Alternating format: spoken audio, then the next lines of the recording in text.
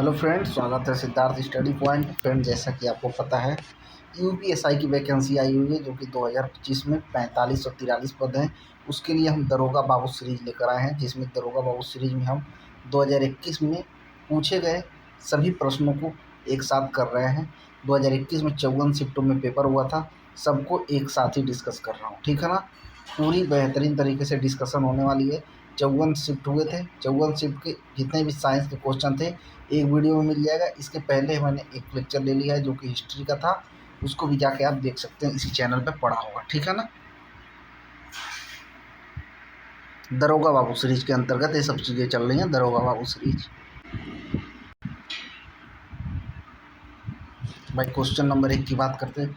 भू प्रॉपर्टी में कार्बोनेट, कोयला और पेट्रोलियम जैसे खनिज पदार्थों के रूप में मौजूद कार्बन का प्रतिशत कितना होता है? तो ये होता है भैया 0.02%, ठीक है ना। और बात करते हैं उस बिंदु को क्या कहा जाता है जहाँ पर भूकंप के दौरान ऊर्जा का निष्कासन होता है? तो उसको मैं क्या बोलता हूँ भैया, उसको बोलता हूँ हाइपोसेंटर, मतलब अवकेंद्र, ठीक है ना।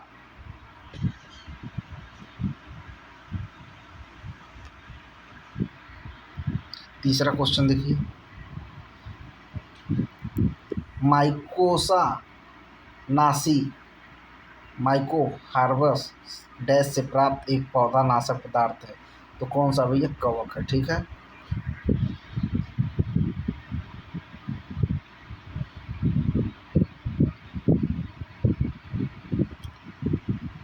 डैश के फलस्वरूप वन्य जीव संरक्षण संशोधन विधेयक 2013 बनाया गया।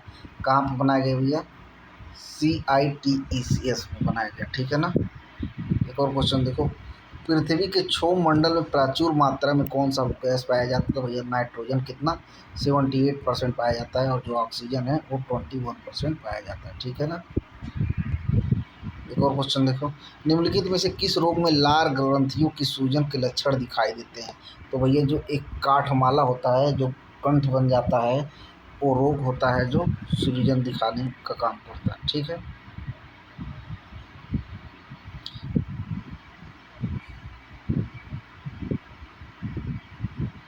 एक और क्वेश्चन देखो भैया, यहाँ पे क्या बोल रहा है, निम्नलिखित में से कौन सी विटामिन की कमी से रतौंधी रोग होता है जो मानव में पूर्ण दृष्टता का कारण बनता है?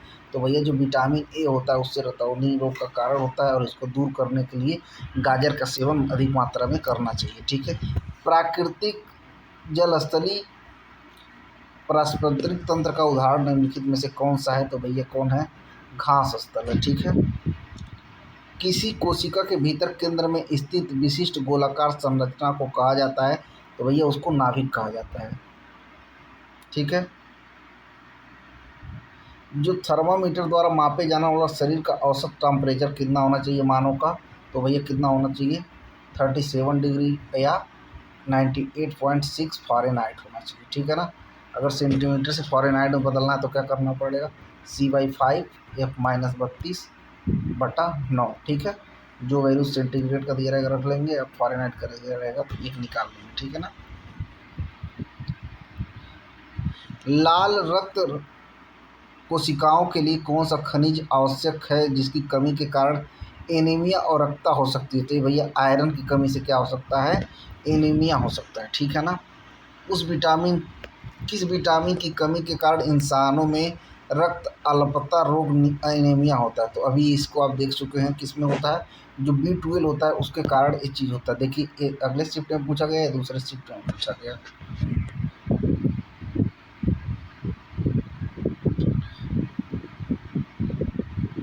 चलिए क्वेश्चन देखिए आप, निम्नलिखित में से कौन सा मांसाहारी का एक उदाहरण है? तो भैया जो मांसाहारी है वो कौन सा है? वो शेर है, ठीक है ना।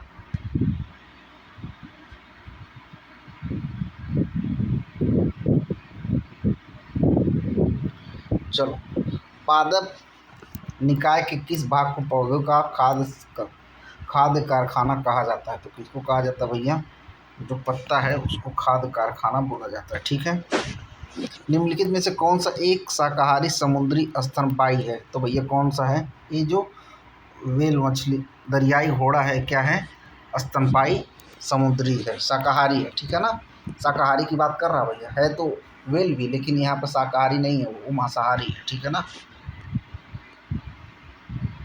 आहार नली का कौन सा अंग अपचित भोजन से पानी और कुछ लवणों को अवशोषित करता है? तो ये कौन करता है भैया? बड़ी आंत करता है, ठीक है।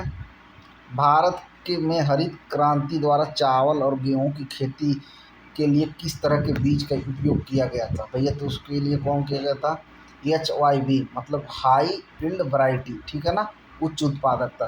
सबसे ज़्यादा कहाँ देखने को मिली? पंजाब में, फिर हरियाणा में, फिर पश्चिमी यूपी में, ठीक है ना। ये चीज़ ध्यान रखने हैं हरित क्रांति के बारे में।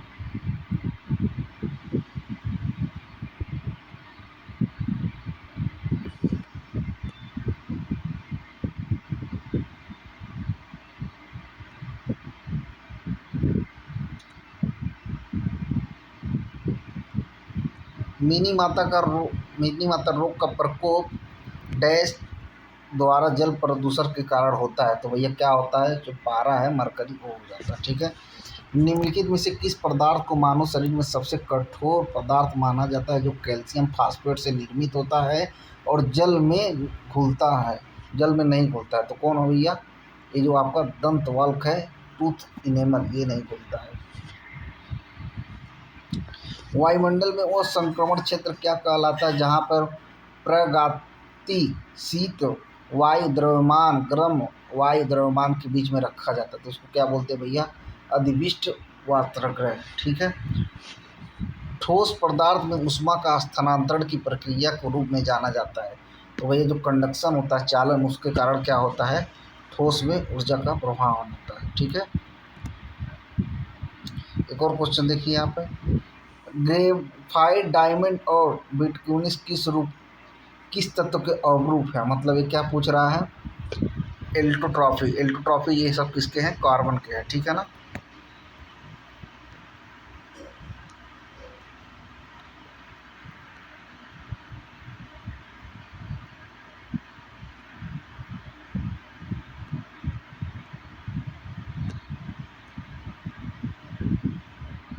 एक और क्वेश्चन है यहाँ पे देखो, निम्नलिखित में से कौन से विषाणु से स्वाइन फ्लू होता है? तो ये कौन से होता है भैया? HINI जो विषाणु है, इससे क्या होता है? स्वाइन फ्लू होता है, ठीक है। यहाँ पे देखो, एंड्रेक्स जो एक आघात रोग रक्त रोग का कारण बनता है, किस प्रकार का सूक्ष्म जीव है? तो ये किस प्रकार का सूक्ष्म जीव है भैया? जीवाणु का है, ठीक है। निम्नलिखित में से कौन से सूक्ष्म जीव के कारण प्लेग होता है? तो प्लेग जो होता है भैया, जीवाणु यानी बैक्टीरिया के कारण होता है, ठीक है। ये क्वेश्चन देखो, किसी तत्व के नियम को संशोधन कर आधुनिक आवर्त सारणी के आधार के परमाणु का रूपांक के रूप में सजाया? तो कौन समझाया भैया? ये जो मेंडलीव थे ये।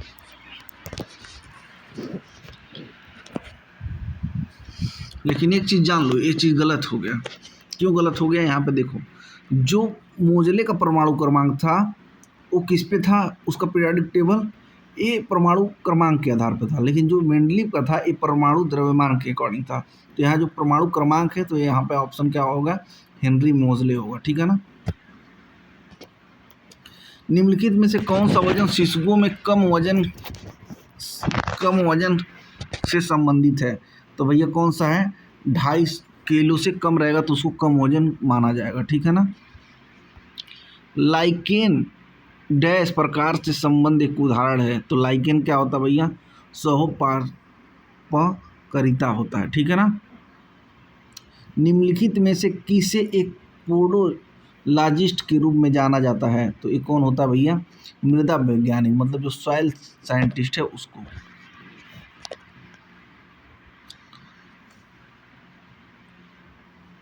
वे पशु जो रात्रि के दौरान सक्रिय होते हैं उन्हें डैश कहा जाता है? तो उसको क्या बोलते हैं भैया? निशाचर बोलते हैं।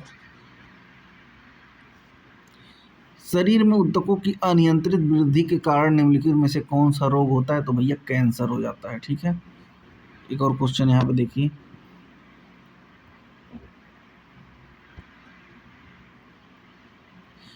अनुलाभ परिलब्धि की परिभाषा एक डैश बीमारी परिभाषित करती है?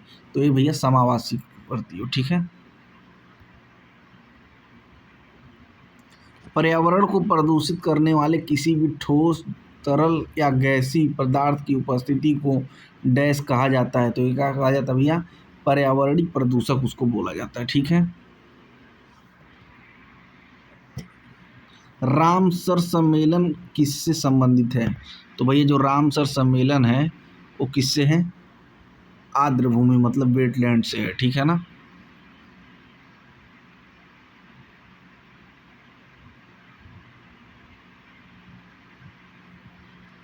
कैक्टस किस प्रकार के पौधे का उदाहरण है, तो भैया एक गूदेदार पादप है। ठीक है। भारत में पूरी तरीके से जैविक कृषि अपनाने वाला प्रथम राज्य कौन सा है, तो भैया सिक्किम है। पूरी तरीके से क्या है, जैविक खेती करता है सब। ठीक है। किस वायुमंडलीय परत में ओजोन होती है जो हानिकारक पराबैंगनी किरणों को अवशोषित करती है, तो ये भैया कौन करते हैं, समताप मंडल में। ठीक है ना। एक और क्वेश्चन देखो, निम्नलिखित में से कौन सा रोग संक्रमित पशुओं की लार से प्रसारित होते हैं, तो भैया रेबीज होता है, कुत्ता के काटने से होता है। ठीक है ना। निम्नलिखित में से जैवमंडल के निचयन के किस क्षेत्र में मानव हस्तक्षेप पूर्णतः प्रतिबंधित है, तो ये भैया किससे है, जो क्रोड का क्षेत्र है उससे क्या है, पूर्णतः प्रतिबंधित है।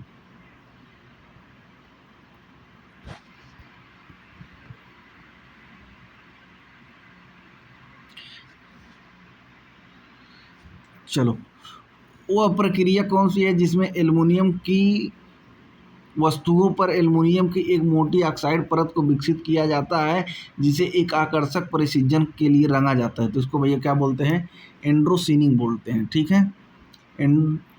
एंडोसीनिंग। ठीक है।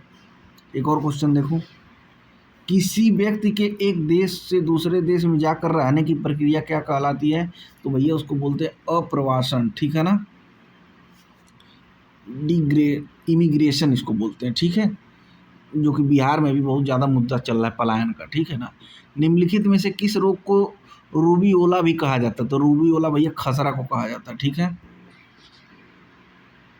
निम्नलिखित में से कौन सा विषाणु के कारण लघु मासूरिका चिकन पॉक्स होता है, तो ये भैया किससे होता है, बैरिसेला जोस्टर विषाणु से होता है। ठीक है ना। मस्तिष्क का कौन सा हिस्सा लार, श्रवण और रक्तचाप जैसी अस्वैच्छिक क्रियाओं को नियंत्रित करता है, तो ये कौन करता है भैया, मज्जा जो होता है वो करता है।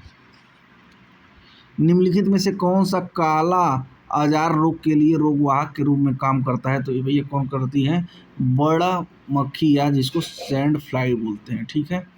संपत्ति के हस्तांतरण में डैश शामिल नहीं है, तो कौन सा शामिल नहीं है भैया, इसको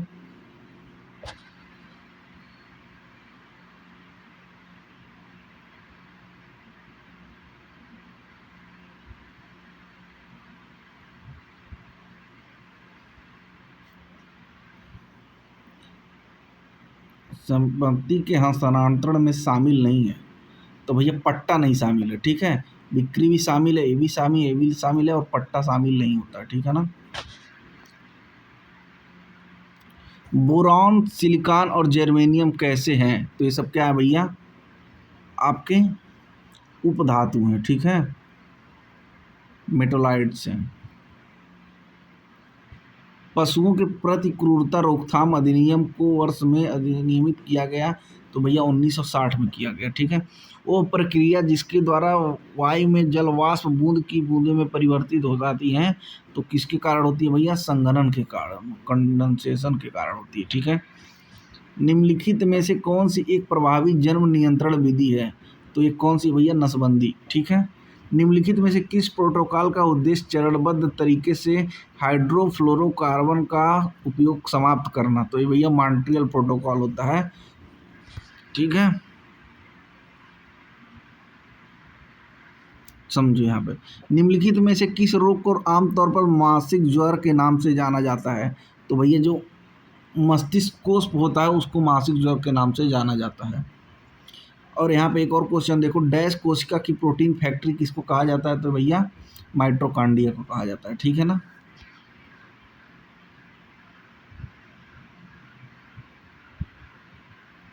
अच्छा, प्रोटीन फैक्ट्री कह रहा है यार, तो प्रोटीन फैक्ट्री जो है तुम्हारा राइजोसोम होता है, और जो एनर्जी का फैक्ट्री होता है उसको मैं क्या बोलता हूँ, माइटोकॉन्ड्रिया बोलता हूँ। ठीक है। प्रोटीन की फैक्ट्री बोलेगा तो राइजोसोम को बोलते हैं। ठीक है ना।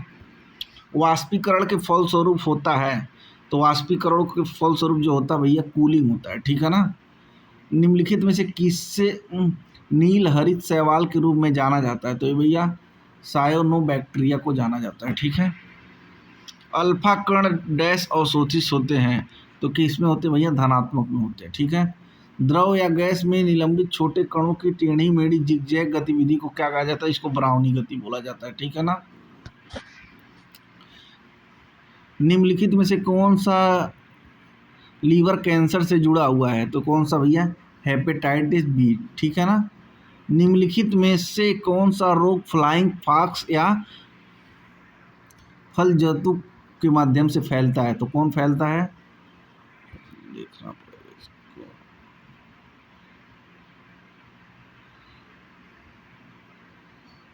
ये फैलता भैया निपाहक वायरस, ठीक है।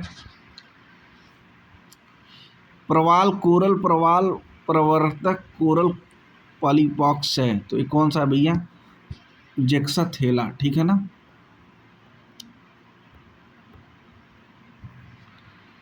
मिल्क ऑफ मैग्नीशियम में मौजूद क्षारीय घटक जिसका उपयोग लैक्टिक्स के रूप में किया जाता है वो क्या होता है, तो उसको भैया बोलते हैं मैग्नीशियम हाइड्रोक्साइड, ठीक है ना।